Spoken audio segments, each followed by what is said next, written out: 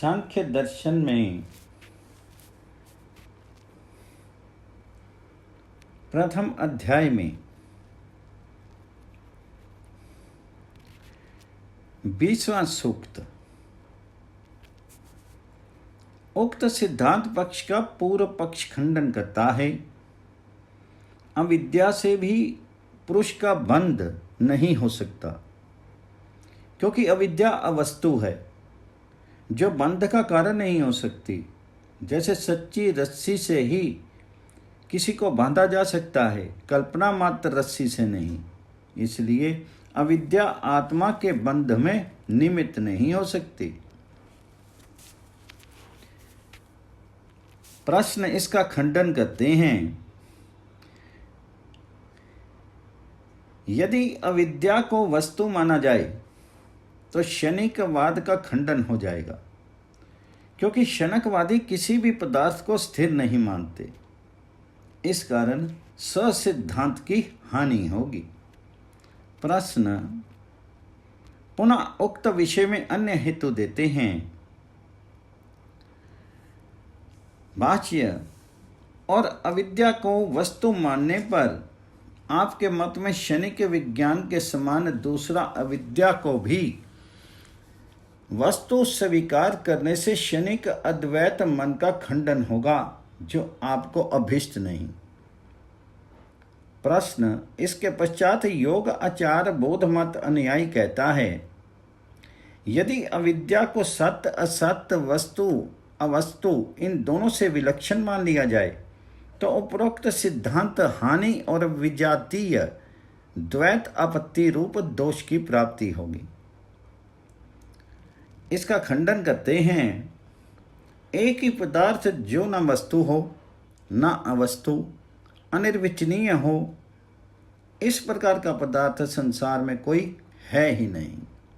इसलिए सातवां असत्य से तथा इससे विलक्षण अविद्या मानना युक्ति युक्त नहीं।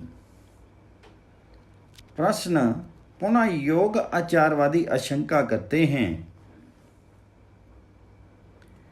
हम वैशेषिक दर्शन के समान कनाद और गौतम ऋषि के समान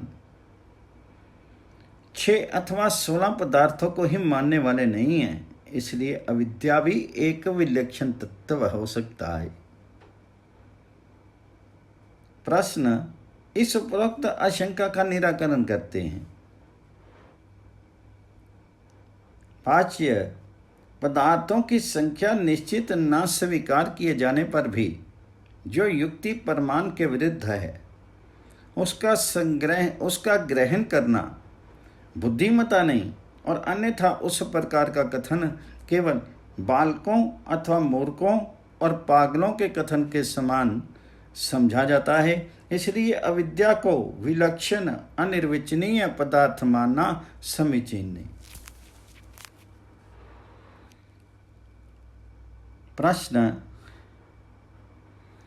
उक्त विषय में सौत्रांतिक और विभाषिक मत दिखलाते हैं। इस आत्मा का बंधन अनादि विषय वासनाओं से भी नहीं हो सकता, क्योंकि आत्मा क्षणिक है। इसको पूर्व क्षण में विषय का अनुभव हुआ है, दूसरे क्षण में वह नष्ट हो जाता है। इसलिए क्षणिकवाद में वासनाएं भी पुरुष बंधन का निमित्त नहीं हो सकती। प्रश्न पुनः उक्त विषय में अन्य हेतु देते हैं। जिस प्रकार आगरा और पटना में स्थित स्फटिक मणि और पुष्प का परस्पर उपरंज्य और उपरंजक भाव नहीं हो सकता, क्योंकि देश का व्यवधान अति दूरता होने के कारण, इसी प्रकार बाह्य विषयों का प्रभाव अभ्यंतर आत्मा पर नहीं हो सकता, क्योंकि यहाँ भी वासनाओं और आत्मा के बीच में शरीर रूप देश का व्यवधान है। इसलिए वासनाएं आत्मा के बंध में निमित्त नहीं हो सकती। प्रश्न इस पर आत्मा को बाहर और भीतर सर्वत्र व्यापक मानने वाले वादी कहते हैं, बाध्य और मुक्त दोनों प्रकार की आत्मा का बाहर और भीतर परिपूर्ण व्यापक होने के कारण विषयों के साथ समान रूप से संबंध होने से बंध और मोक्ष की व्यवस्था बन ही नहीं सकती है। क्योंकि विज्ञान आत्मा अंदर बाहर परिपूर्ण है, उसका हर समय विषयों से बराबर संबंध बना रहता है, चाहे मुक्तात्मा हो चाहे बद्ध। इसलिए बंध और मुक्ति की व्यवस्था न होने के कारण वासना को बंध का निमित्त मानना उचित नहीं। प्रश्न पुनः उक्त विषय में आशंका करते हैं, यदि बंध और मुक्त की व्यवस्था आत्मा के अदृष्ट को मान करके हो जाएगी, जिससे अदृष्ट ही बद्ध आत्माओं का संपर्क विषय के साथ में निमित्त होगा, मुक्त आत्माओं का नहीं होगा, यह कहना भी युक्त नहीं। क्योंकि अदृष्टों में बंध और मोक्ष की व्यवस्था इसलिए नहीं हो सकती कि उन दोनों में उपकारक और उपकार्य का भाव नहीं हो सकता। क्योंकि बौद्ध मत में विज्ञान आत्मा को क्षणिक माना है। जिस क्षण में विज्ञान में धर्म का प्रादुर्भाव होगा, उसी क्षण में उपभोग नहीं हो सकता। इसलिए भोक्ता का भोग उपकारक नहीं होने से अदुष्ट को बंध का कारण कहना समीचीन नहीं। क्योंकि भोग उपकारक तभी हो सकता है जब उपकार्य से पूर्व हो, वह पश्चात होता है जब क्षणिकवाद के मत में आत्मा रहता नहीं। इस कारण अदृष्ट बंध में निमित्त नहीं है। ईश्वर पुनः आशंका करते हैं, जिस प्रकार पुत्र की उत्पत्ति के लिए पिता गर्भाधान करता है, उससे पुत्र का लाभ होता है, इसी प्रकार अन्य आत्मा के अदृष्ट अन्य के उपकारक हो सकते हैं, वही आत्मा के बंधन के कारण भी हो सकते हैं। यदि ऐसा कहो सो भी समीचीन नहीं, क्योंकि पुत्रेष्टि का उदाहरण क्षणिकवाद में पूर्ण नहीं घटता। उक्त विषय में भी हेतु देते हैं। पिता पुत्र का उदाहरण इसलिए युक्ति युक्त नहीं कि बौद्ध मत के अनुयायी क्षणिकवादियों के मत में जो पुत्र उत्पत्ति के लिए गर्भाधान आदि संस्कार किया जाता है, वह स्थिर और एक आत्मा नहीं है। वैदिक मत में तो उक्त उदाहरण ठीक है, क्योंकि वे स्थिर एक ही आत्मा को मानते हैं, परंतु क्षणिकवादी तो क्षण क्षण में परिवर्तन होने को मानते हैं, जिसके कारण जिस आत्मा का गर्भाधान रूप कर्म हुआ था, वह दूसरे तीसरे क्षण में बदल गया। इसलिए उसका उपकारक कैसे सिद्ध हो सकता है।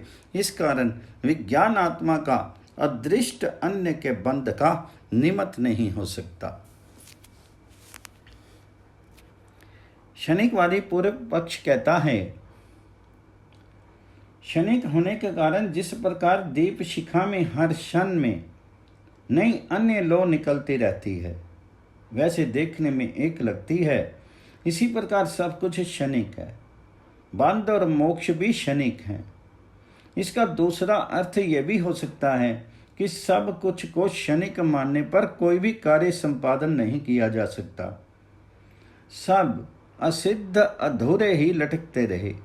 जैसे मानो पुस्तक लिखने रूप कार्य को पूरा करने के लिए तैयार होकर के एक पृष्ठ लिखकर रख दिया, दूसरा लिखने लगे, उतने तक पूर्व वाला नष्ट बदल गया, तीसरे के समय दूसरा बदल गया। कैसे जीवन में वह ग्रंथ पूरा हो सकता है। अनेकों उदाहरणों से क्षणिकवाद ठीक नहीं, जबकि लोक में भी बहुत से ग्रंथ सृजन रूप अनेकों कार्य सुव्यवस्थित सिद्ध होते देखे जाते हैं। इसलिए क्षणिकवाद उचित नहीं। इस प्रकार ये सूत्र क्षणिकवाद के खंडन में भी लगाया जा सकता है। क्षणिकवाद के खंडन में अन्य हेतु देते हैं, प्रत्येक वस्तु को क्षणिक मानना इसलिए भी उचित नहीं कि उसका प्रत्यभिक्षा से भी खंडन हो जाता है। जैसे 10-5 वर्ष पूर्व देखा हुआ घट देवदत्त आदि को कालांतर में देखकर ये नहीं कही जा सकता कि ये वही घड़ा हुआ देवदत्त है। जिसको मैंने 5 व 10 वर्ष पूर्व दिल्ली आदि नगर में देखा था, जो लोक सिद्ध व्यवहार प्रसिद्ध है। यदि क्षणिक होता तो ये वही है, ऐसा कभी नहीं कहा जा सकता। ये मेरा ही गांव है अथवा ये मेरे ही माता पिता हैं, ये सब व्यवहार ही समाप्त हो जाता। इसलिए प्रत्यभिक्षा की दृष्टि से भी क्षणिकवाद उचित नहीं। प्रश्न पुनः उक्त विषय में अन्य हेतु देते हैं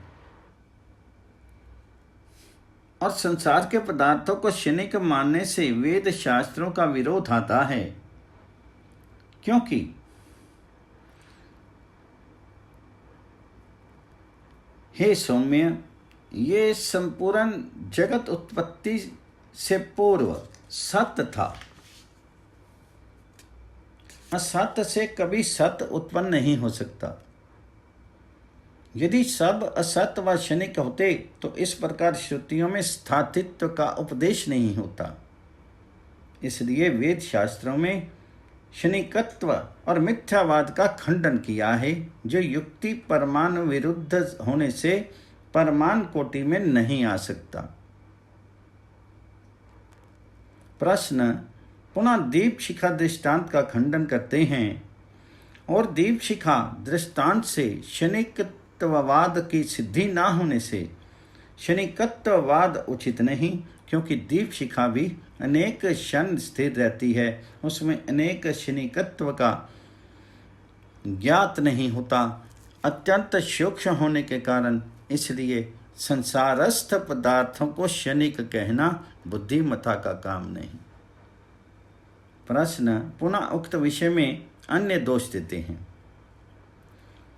एक समय में एक ही पदार्थ में उत्पत्ति विषयक कार्य कारण भाव नहीं हो सकता कि इस कार्य का कौन कारण और इस कारण का क्या कार्य है, क्योंकि कार्य से पूर्व कारण की सत्ता अवश्य चाहिए, और जब तक वह वस्तु संसार में रहती है तब तक उसमें कारण भी रहता है। जैसे घट पट से पूर्व मिट्टी रूप उपादान और तंतुओं का होना अति आवश्यक है, और वे उसमें विनाश पर्यंत बने ही रहते हैं। इसलिए क्षणिकवाद में कार्य कारण का अभाव हो जाता है, जिससे वह वाद बुद्धि संगत और प्रमाण सिद्ध है। दूसरा उदाहरण ये है कि बछड़े आदि के एक साथ दोनों सींग निकलते हैं, उसमें कोई भी किसी का कार्य कारण नहीं होगा। प्रश्न पुनः क्षणिकवाद में अन्य दोष देते हैं। क्षणिकत्व के कारण पूर्ण क्षण में ही नष्ट हो जाने पर उत्तर क्षण में उत्पत्ति का कारण नहीं हो सकता, क्योंकि जब कार्य रहा ही नहीं तो वह कार्य का कारण कैसे हो। कार्य का कारण वही हो सकता है जो स्थायी रहे और वस्तु के विनाश पर्यंत रहे।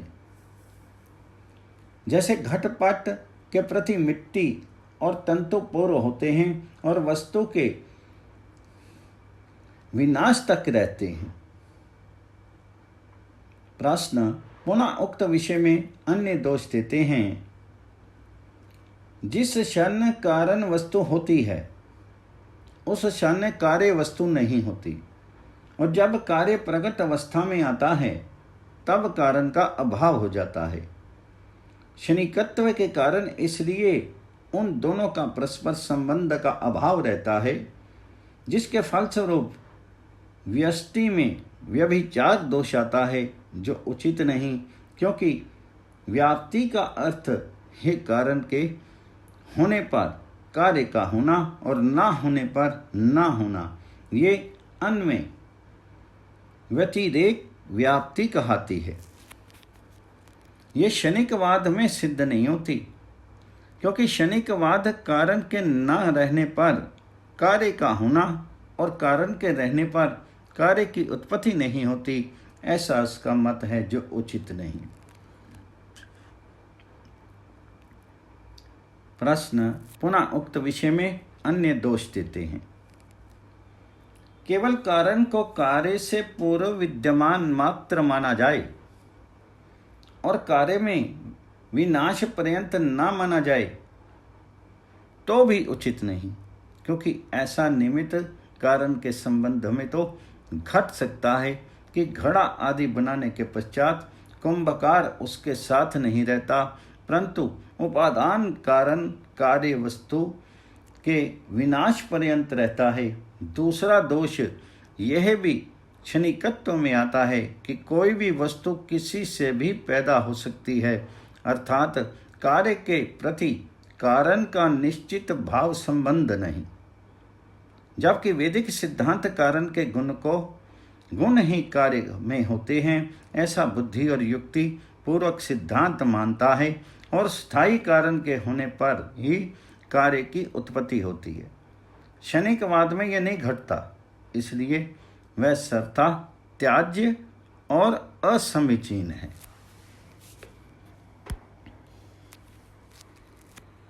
प्रश्न, आप विज्ञानवादी योग आचार्य के मत का खंडन करते हैं। केवल विज्ञान ही एकमात्र तत्व है, अन्य कुछ नहीं, ऐसा कहना उचित नहीं है, क्योंकि बाह्य पदार्थों की प्रतीति भी होती है जो लोक सिद्ध है, अर्थात जिस प्रकार अनुभव सिद्ध विज्ञान है उसी प्रकार संसारस्थ बाह्य पदार्थ भी अनुभव सिद्ध है। उनको निर्बुद्धि ही झुठला सकता है, बुद्धिमान नहीं। इसलिए केवल विज्ञान मात्र का ही पदार्थ कहना लोक विरुद्ध और प्रत्यक्ष विरुद्ध होने से ग्राह्य नहीं। पुनः उक्त विषय के खंडन में अन्य हेतु देते हैं, यदि विज्ञान के अतिरिक्त बाह्य पदार्थों का सत्ता स्वीकार न की जाए तो उसके अभाव में तदाकार रूप विज्ञान का भी होना असंभव होगा, जिससे शून्यम एकमात्र शून्य ही शेष रहेगा, अर्थात किसी वस्तु का विज्ञान किसी के आधार से ही होता है। जब वस्तु ही नहीं होगी तब विज्ञान किसका और कौन सा माना जाएगा। इसलिए नाना बाह्य वस्तुओं के होने पर ही उसका ज्ञाता वह ये कहना है कि मैंने अमुक वस्तु को जाना, उसके जानने पर मुझे ज्ञान हुआ। जैसे पानी के स्पर्श में शीतला का और अग्नि संग से उष्णता का, गुड़ के खाने पर मिठास का और नीम के खाने पर कड़वे का अनुभव होता है। यदि बाह्य जल, अग्नि और गुड़ आदि पदार्थ हों ही नहीं तो उनके अभाव में शीतलता, उष्णता, मधुरता का कैसे विज्ञान हो सकता है। इसलिए बाह्य पदार्थों की विद्यमानता माननी ही होगी, नहीं तो विज्ञान मात्र का अस्तित्व ही समाप्त हो जाएगा। प्रश्न, अब माध्यमिक शून्यवादी का मत प्रस्तुत करते हैं। शून्य ही एकमात्र पदार्थ है, क्योंकि जो विद्यमान पदार्थ होता है वह विनाश को प्राप्त हो जाता है। विनाश होना प्रत्येक उत्पन्न हुई वस्तु का धर्म है। जो उत्पन्न होगा वह नष्ट अवश्य होगा। 2 दिन आगे पीछे ऐसा लोक में भी कहा जाता है। इसलिए उत्पन्न होने के पश्चात जो मध्य में प्रतीति है वह स्वप्नवत है, वास्तव में नहीं है। इस कारण संपूर्ण जगत शून्य ही है। प्रश्न, उक्त शून्यवाद का खंडन करते हैं।